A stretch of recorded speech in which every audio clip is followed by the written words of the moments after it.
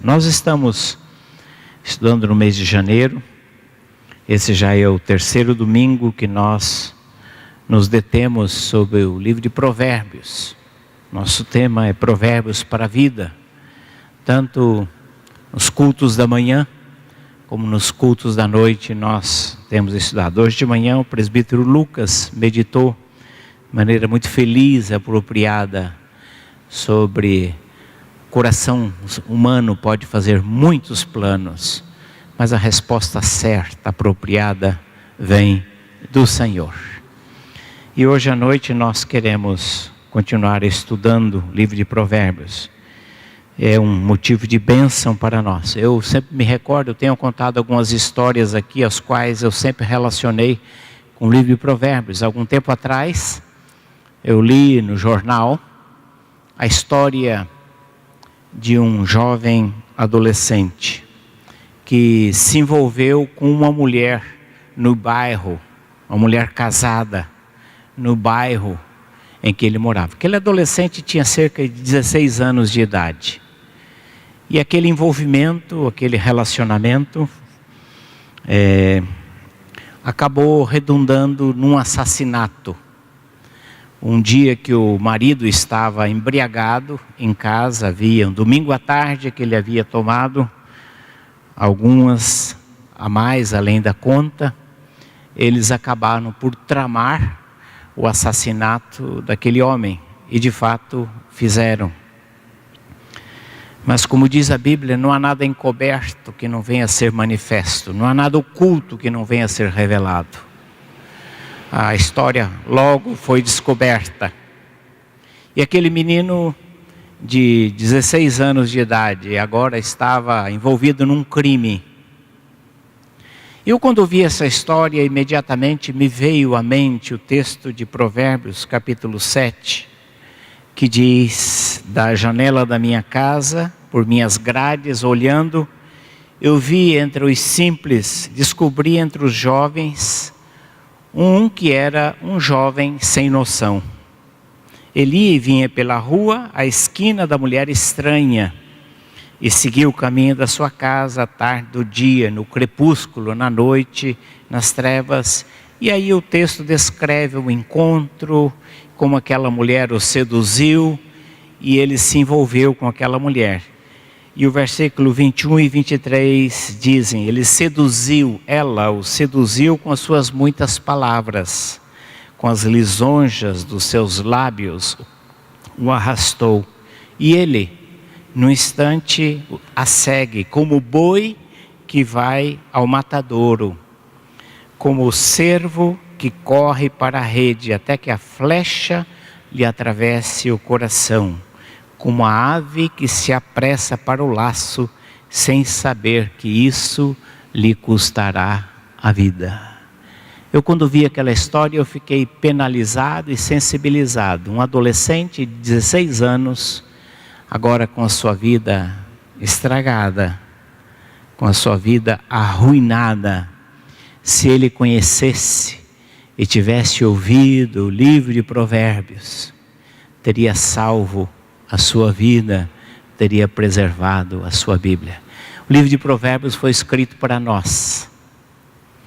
Ele é a soma de uma sabedoria acumulada que Salomão e outros compilaram e deixaram para o nosso ensino, para a nossa instrução, para a nossa edificação, mas também para a preservação da nossa vida. Então eu convido você agora a abrir a sua Bíblia no texto que vai servir de base à nossa meditação, que se encontra no capítulo 3 do livro de Provérbios, os versículos 11 e 12.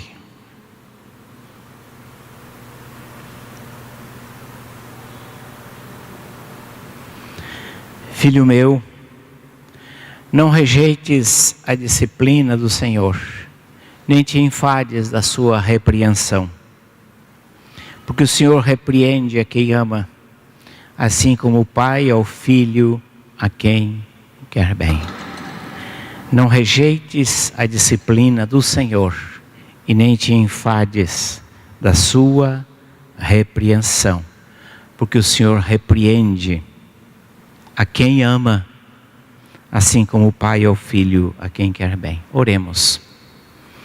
Pai, nós cremos que o livro de Provérbios, assim como toda a Escritura, é um legado de amor, é um legado precioso, deixado para o nosso ensino, para a nossa instrução. E há riquezas inesgotáveis na Tua Palavra. Ajuda-nos, Senhor, que nós possamos se apropriar, pelo menos de uma porção, de uma parcela, hoje à noite. E ajuda-nos, Senhor, abrindo os nossos olhos, abrindo o nosso entendimento, abrindo a nossa mente, Senhor. Que Teu Santo Espírito triunfe sobre as resistências, sobre os nossos argumentos. Que o Teu Santo Espírito, Senhor, possa vencer a nossa incredulidade. E o Teu Santo Espírito nos mostre, Senhor, o Teu caminho, nos aponte as veredas pelas quais nós devemos trilhar. Dá-nos um coração ensinável, um coração flexível. Dá-nos uma mente aberta, disposta, Senhor. E glorifica o Teu nome, Senhor, através da Tua palavra nas nossas vidas. Porque todos nós precisamos de Ti, necessitamos da Tua graça. Oramos com gratidão, no nome santo e precioso de Jesus. Amém. A palavra disciplina não é uma palavra muito bem vista no nosso tempo. É uma palavra que nós temos muitas dificuldades de lidar com ela. Não só com relação à educação, dos pais aos filhos, os limites da educação. Nós vemos vários casos aí de filhos, às vezes, agredindo os pais, de alunos em escola, agredindo professores, de pessoas agredindo, extrapolando o seu lugar, a sua condição, por conta da falta de disciplina, mas há uma mentalidade muito forte no nosso tempo que tem muita dificuldade de lidar com esta palavra.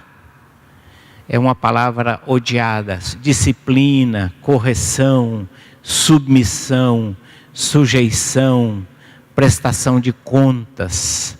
São palavras que elas, além de serem difíceis, não estão entrando no nosso vocabulário. Mas é um tema bíblico. É um tema bíblico. O livro de Provérbios, de um modo muito especial, acentua a necessidade da disciplina, a existência da disciplina. E nós queremos, nesta noite, fazer algumas considerações sobre esse tema a partir do livro de Provérbios. E a primeira consideração que nós entendemos no livro de Provérbios é que a disciplina, ela existe, ela é um fato, porque primeiramente procede de Deus. Deus é Pai, mas Deus é Pai amoroso. Não é aquele Pai bonachão que acha graça nas malcriações dos filhos, dá risada, passa a mão na cabeça e diz tudo bem, não tem nenhum problema. O nosso Deus é Pai. É uma afirmação bíblica muito clara, muito cristalina a respeito da paternidade de Deus. Você aceitou a Cristo, você nasceu de novo e você se tornou filho, filha de Deus. Você foi inserido na família de Deus. Jesus é o nosso irmão mais velho, é o primogênito dentre muitos irmãos. E você passou a ser membro da família de Deus. E se você é membro da família de Deus, nunca pode esquecer desse fato, que você é filho de um pai, filha de um pai amoroso, e que por isso mesmo Ele não nos deixa entregue às nossas próprias inclinações, desejos, instintos e vontades. Ele nos corrige, nosso Pai nos corrige. É por isso que o texto de Hebreus refletindo esse texto de Provérbios, em Hebreus capítulo 12, ele diz que nós não devemos desmaiar, não devemos fraquejar diante da possibilidade da disciplina, da correção de Deus, porque Deus, como Senhor, Ele corrige e Ele açoita, ou seja, Ele corrige de maneira contundente e às vezes até de maneira dolorosa. E a quem que Deus corrige? A todo filho, a que recebe. Você foi recebido na família de Deus, então você está na lista da supervisão, do cuidado de Deus, da correção de Deus, da disciplina de Deus, da orientação de Deus. Esse é um fato. Esse é um fato, a não ser que você não se considere filho de Deus, filha de Deus. Aí é outra história. Aí você está solto nas buraqueiras da vida. Mas se você é filho de Deus, filha de Deus, lembre-se sempre disso: Deus vai te corrigir. Deus vai te corrigir, Deus vai te disciplinar. Como isso vai dar, como isso vai ocorrer, nós vamos ver. O Salmo 94, refletindo o mesmo espírito, ele diz: bem-aventurado, feliz. A palavra bem-aventurado quer dizer feliz, muito feliz. O homem, a mulher, o jovem, o adolescente, a criança, a quem o Senhor, a quem tu repreendes. Porque significa que nós não estamos soltos ao acaso, sem direção, mas temos Deus que nos repreende e que Ele ensina a sua lei. Este é um fato bíblico. E o livro de Jó também, como parte da literatura sapiencial, que Provérbios faz parte, o livro de Jó diz: bem-aventurado o homem a quem Deus disciplina, a quem Deus corrige. Não desprezes, pois, a disciplina do Todo-Poderoso, porque Ele faz a ferida e Ele mesmo a junta, ata. Ele fere e as suas mãos curam. Ou seja, o livro de Jó, ele estende a disciplina num sentido bastante amplo, né? De tal maneira que, se nós somos filhos e filhas de Deus, nós devemos entender e estar abertos para toda a correção dele, que venha para nos abençoar e para livrar os nossos pés da queda.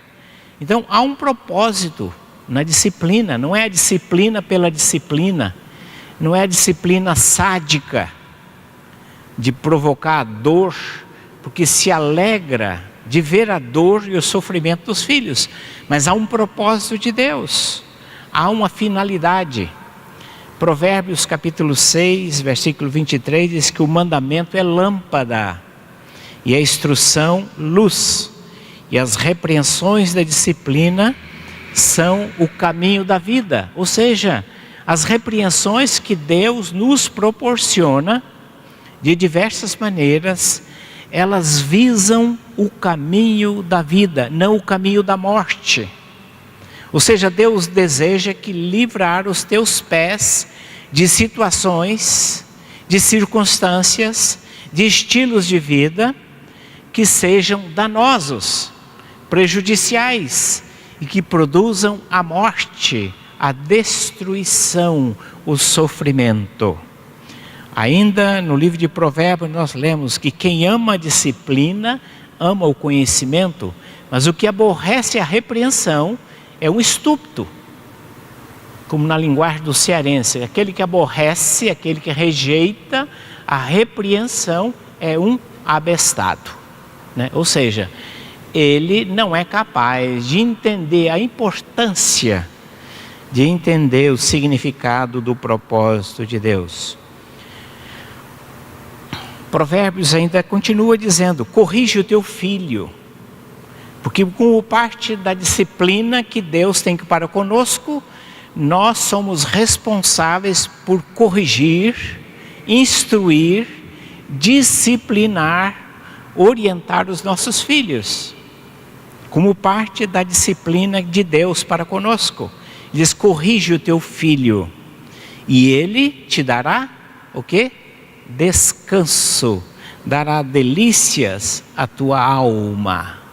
Esse é o princípio bíblico. Há uma finalidade, há um propósito que Deus nos delega como pais. Quem é pai, quem é mãe, recebeu de Deus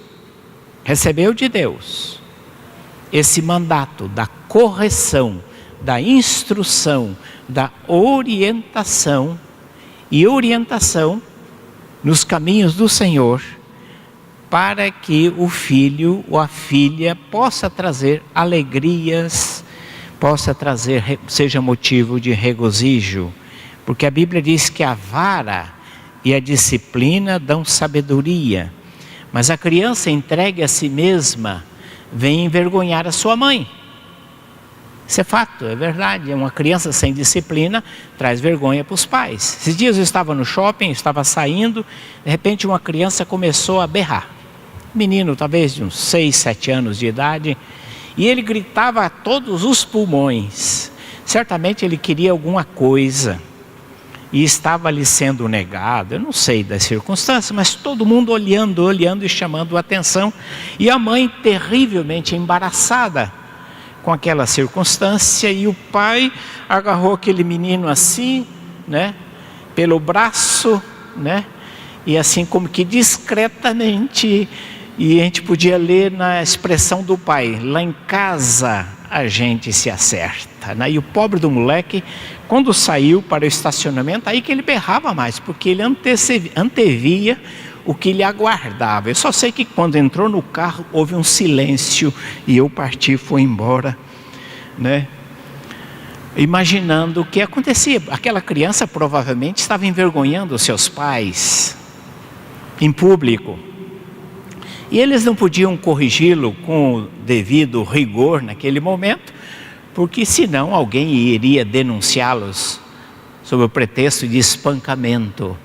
Mas isso tem uma verdade: corrige o teu filho, porque a vara da sabedoria impede que os filhos venham nos envergonhar.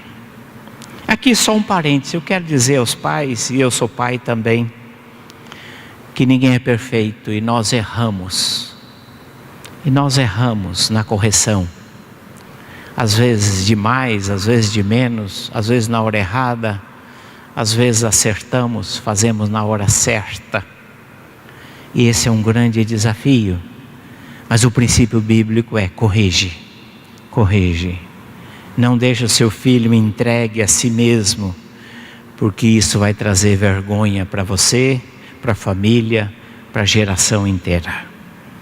Há um propósito, portanto, na disciplina, mas esse propósito, ele também traz embutido uma necessidade. Nós precisamos de disciplina.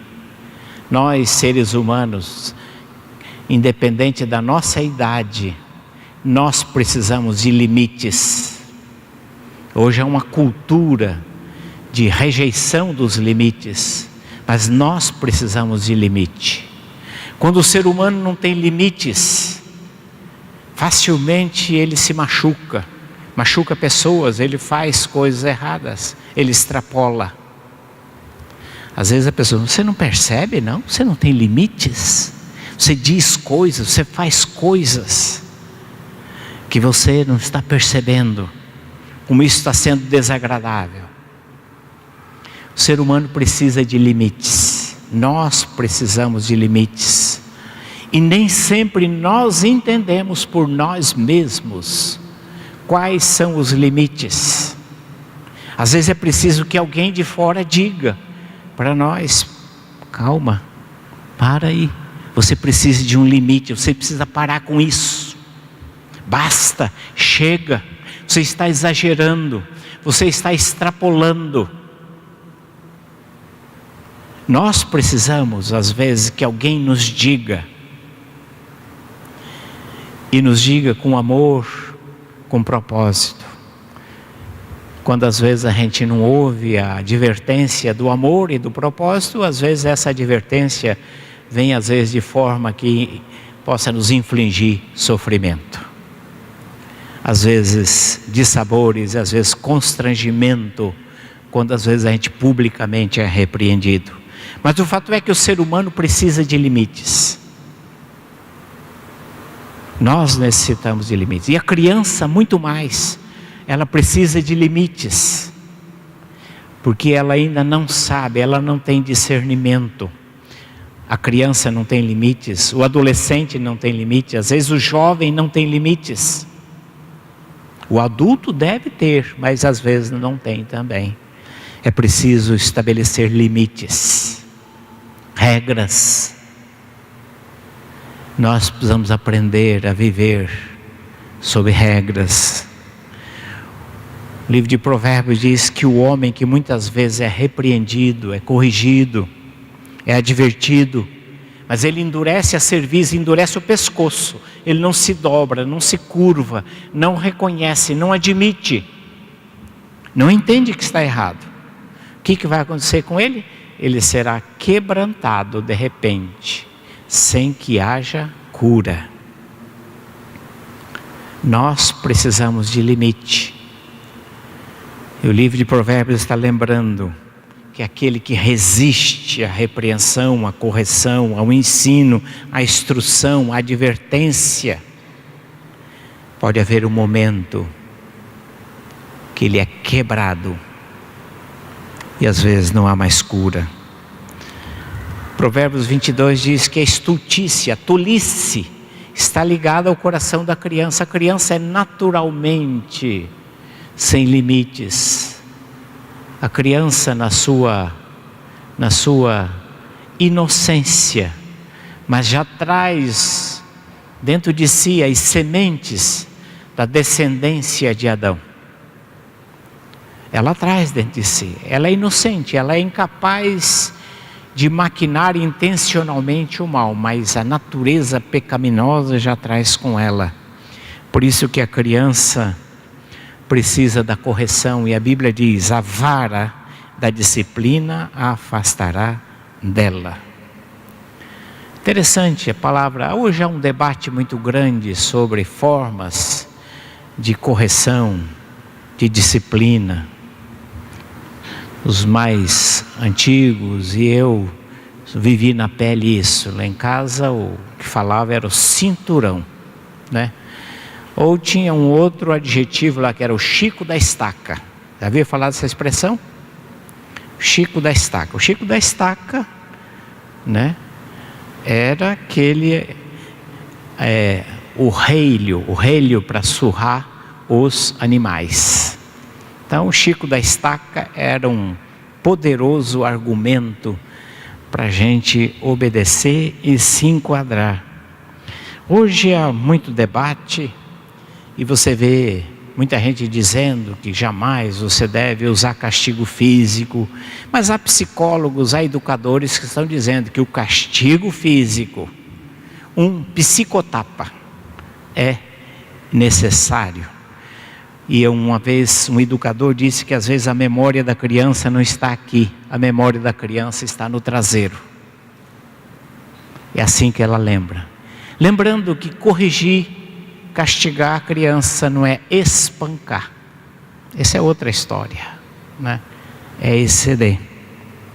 Mas é um longo debate. O fato é que a Bíblia ensina correção. Correção.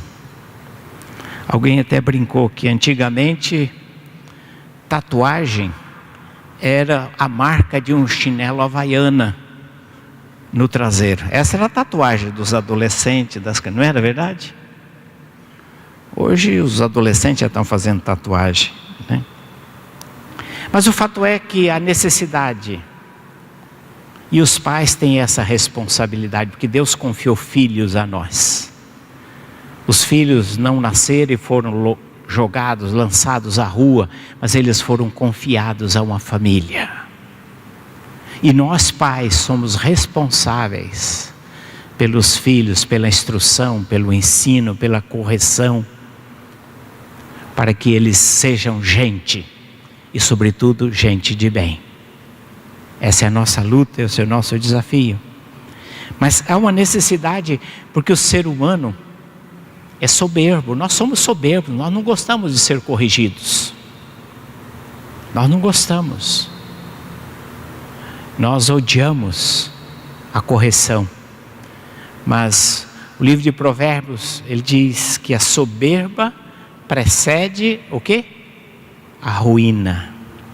O orgulho é o primeiro passo, é a antessala de uma vida arruinada, porque não aceita a correção, não submete à correção, não aceita a orientação, não aceita a instrução. Eu sei tudo, eu me garanto. É a síndrome de Sansão.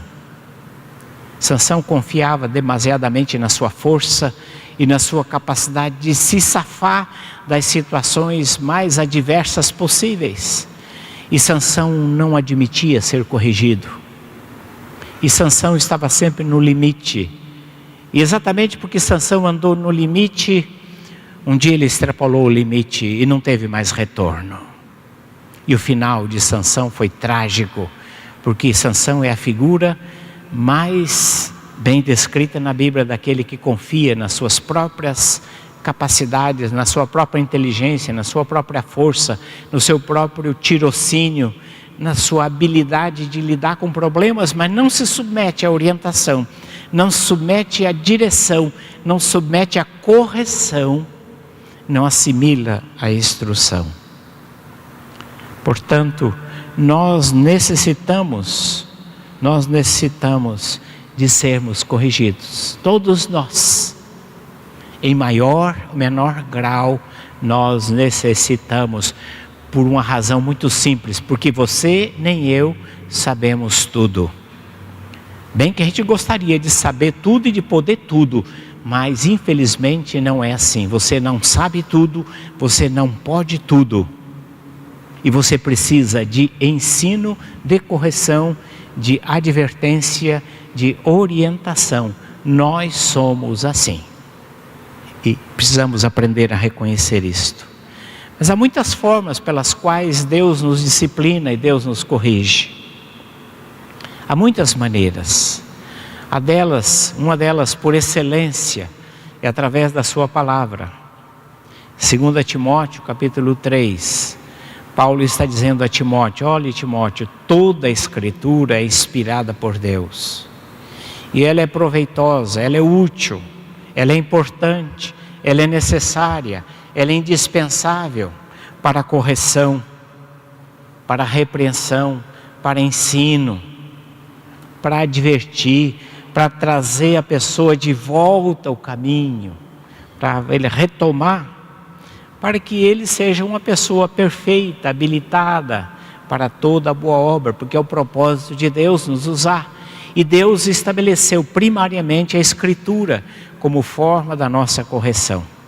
De tal maneira que quando fechamos as Escrituras, quando nos privamos da leitura, do estudo, quando este livro fica lá na sua estante, juntando poeira, ou ele está lá no porta-luva do seu carro apenas como uma forma de proteção contra acidente, contra roubo, ou se você coloca a Escritura só debaixo do travesseiro para espantar os pesadelos e espantar os temores noturnos, não é assim.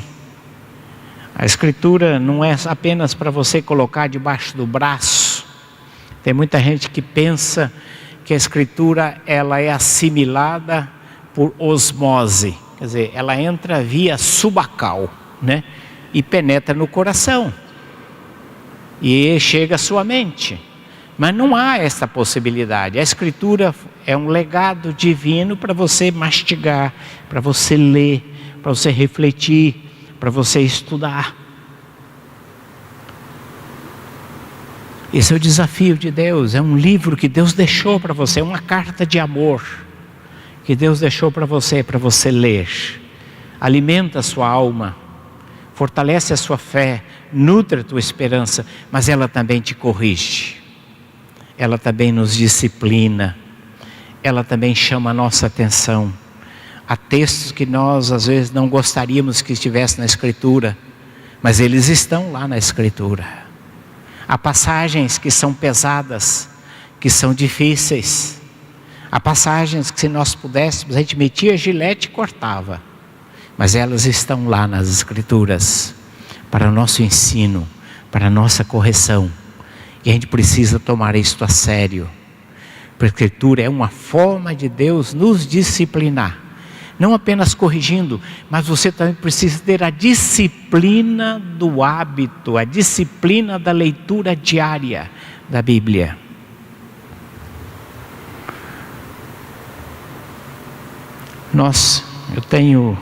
Comecei este ano trabalho de discipulado, recomecei recomeçando com outros, com jovens. E uma das tarefas é ler a Bíblia diariamente, estudar a Bíblia diariamente. E tenho observado que os jovens têm cumprido isto. Estão lendo a Bíblia. E alguns deles me trazem muitas perguntas sobre a Bíblia. Eu gostaria de desafiar você neste ano a fazer da leitura bíblica uma disciplina pessoal, um hábito salutar de ler diariamente, de ler metodicamente as Escrituras, para que Deus vá nos corrigindo, para que Deus vá nos falando através das Escrituras. Mas há muitas maneiras, esta é a maneira por excelência. O livro de Provérbios diz que o mandamento é lâmpada, é instrução, luz. Repreensões da disciplina são o caminho da vida. Às vezes, lendo a palavra, nós somos repreendidos pela palavra, confrontados pela palavra, desafiados a mudar um estilo de vida, porque a palavra está dizendo mudar. Mas Deus também estabelece a palavra e Deus coloca pessoas no nosso caminho. Deus coloca pessoas na nossa vida, os nossos pais. São instrumentos da disciplina. Você tem filho pequeno, Deus te deu a tarefa de educar os seus filhos. Você é instrumento de Deus. E os pais precisam ver isso como tarefa, um legado de Deus para educar os seus filhos. E você é filho, você precisa entender que os pais têm esta responsabilidade.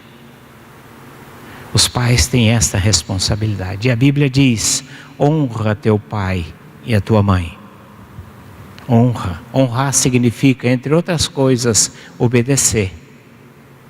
A Bíblia não diz: honra teu pai e tua mãe se teu pai for bonzinho, se teu pai dá uma mesada gorda, se teu pai for gente boa. Diz: honra teu pai, pronto, ponto. Honra teu pai e honra tua mãe, pronto. Não tem mais e se, não tem. É isto, honra. Dê a ele a honra que ele merece, que lhe é devida. Porque Deus colocou pessoas na nossa vida, assim como Deus coloca os nossos pais. Deus também coloca pessoas no nosso caminho, irmãos e irmãs, na comunidade de fé, com o cuidado dele para conosco. E aqui esse grande desafio de você se submeter uns aos outros no temor de Cristo. Sujeitai-vos uns aos outros, Paulo diz, no temor de Cristo. Há muitos crentes que são topetudos, porque eles não se submetem à orientação, à exortação, à admoestação, à correção, ao ensino. Ele diz assim: olha, cada um no seu quadrado, você cuida da sua e eu cuido da minha. Fica na tua que eu fico na minha, não se meta na minha vida porque você não paga as minhas contas. Mas na comunidade cristã, se você faz parte da comunidade cristã, nasceu de novo, faz parte da família, lembre-se disto. Agora não nos pertencemos mais a nós mesmos, pertencemos a Cristo. E porque pertencemos a Cristo e nos submetemos a Ele, a sua palavra, por amor de Cristo, em obediência à sua palavra, nos sujeitamos uns aos outros no temor de Cristo. recebendo a orientação, a repreensão, recebendo o encorajamento, recebendo a correção que às vezes Deus tem para nós, que vem através de um irmão e através de uma irmã. Nunca podemos esquecer disso. Deus usa pessoas no nosso caminho para nos corrigir, e nós devemos estar abertos para isto, para receber. É claro que há os desvios, é claro que há pessoas que em nome disso se metem na nossa vida, metem os pés pelas mãos, fala coisa que não deve. Isto existe, é verdade, mas nós temos discernimento.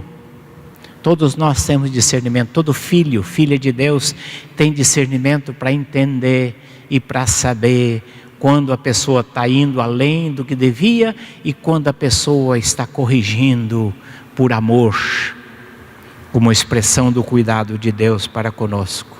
Mas Paulo escrevendo aos Tessalonicenses: irmãos, admoesteis uns aos outros, os insubmissos, aqueles que são rebeldes, aqueles que não querem viver em conformidade com a palavra de Deus, com o ensino da palavra de Deus, com a orientação que a igreja tem dado através das suas lideranças.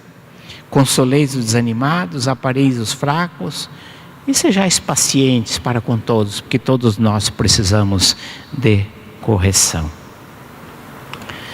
Eu quero finalizar esta meditação deixando aqui algumas reflexões e alguns desafios. Não sei se os irmãos sabiam. Se sabiam, fica o reforço. A palavra discípulo vem da mesma raiz da palavra disciplina. Discípulo e disciplina procedem da mesma raiz linguística. Um discípulo é alguém que é disciplinado. Um discípulo é alguém que submete a correção, a instrução e a orientação. Mas discípulos são ensináveis. Coisa mais difícil é se lidar com pessoas que não são ensináveis, que não se deixam ensinar, que não se deixam corrigir e que não querem aprender. E a nossa oração é que ninguém aqui, neste auditório, se enquadre nesta categoria de pessoas que não se deixam ensinar. Mas a gente nunca pode deixar de esquecer que nós estamos fazendo discípulos. Os nossos filhos, as pessoas que estão perto de nós, as pessoas que caminham conosco, de algum modo Deus nos usa para ensinar. Deus nos usa como referencial. Deus nos usa de alguma maneira para lembrar e para apontar um caminho. Agora, que tipo de discípulos nós estamos gerando? Esta é uma pergunta que nós precisamos fazer. Se somos pessoas que aceitam a disciplina, a correção, a orientação do Senhor, ou são pessoas rebeldes, dura serviço, pescoço duro, que não se dobra, que não se rende e que não aceita. Que Deus assim nos abençoe, nos ajude a entender o seu amor, que se expressa através de correção e que se expressa também através de disciplina e nos convida a viver debaixo da sua disciplina. Amém.